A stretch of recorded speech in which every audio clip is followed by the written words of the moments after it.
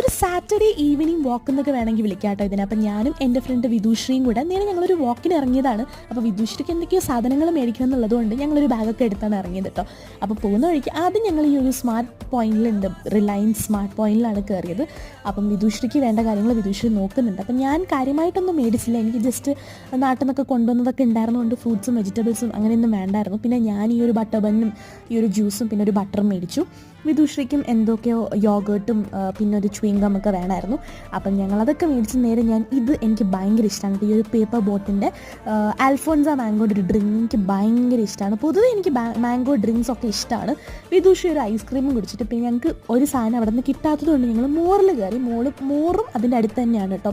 അപ്പം ഞങ്ങൾക്ക് ഈ ഒരു കോളേജിൻ്റെ അടുത്ത് കുറേ സൂപ്പർ മാർക്കറ്റ്സ് ഉണ്ട്, മോറ്, ഓൾമാർട്ട്, ഡിമാർട്ട്, അങ്ങനെ കുറേ ഷോപ്പ്. അതങ്ങനെ നേരെ തിരിച്ച് പോവുകയാണ്. അത് നടന്ന് തന്നെയാണ് പോയത്. അപ്പോൾ ഒരു ഷുഗർ കെയിൻ ജ്യൂസൊക്കെ കുടിച്ചിട്ട് നേരെ PG പോയി. അപ്പോൾ അത്രയേ ഉള്ളൂ.